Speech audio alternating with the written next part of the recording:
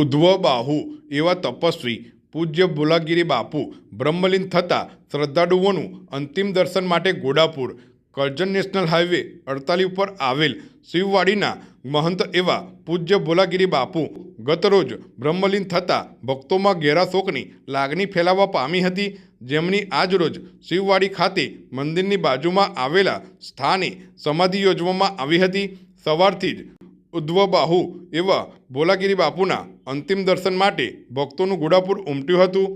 વર્ષો પહેલાં કરજણની આ ભૂમિ ખાતે આવેલા બાપુએ એક હાથ ઊંચો રાખી તપસ્યા કરી હતી। લાખો ભક્તો વાર તહેવારે અહીં આવતા અને દર્શનનો લાભ લેતા હતા। 13 જેટલા અખાડાના મહંત રહેલા બાપુના નિધનના સમાચાર મળતા ભક્તો શિવવાડી ખાતે આવવાની શરૂઆત થઈ હતી। આજરોજ બાપુને શાસ્ત્રોક્ત વિધિ બાદ મંદિર ખાતે પાલકી યાત્રા યોજી સમાધિ આપવામાં આવી હતી। ખૂબ મોટી સંખ્યામાં સંતો, મહંતો અને ભક્તો ઉપસ્થિત રહી બાપુના અંતિમ દર્શન કર્યા હતા। બોલાગીરી મહારાજ દેવલોક પામ્યા છે। હું વર્ષોથી અહીં આવતો રહ્યો।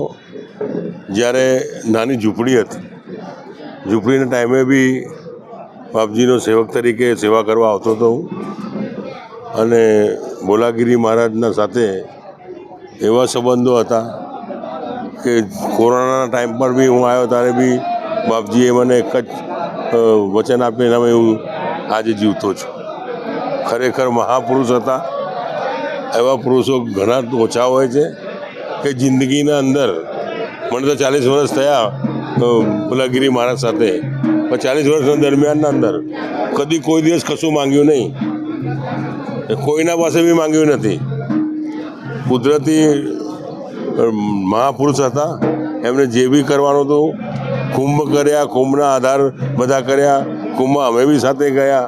અને આજે દેવલોક પામ્યા છે તો બધા ભક્તો આવ્યા છે, બધા ભક્તો આશીર્વાદ લેવા આવ્યા છે બાપજીનો।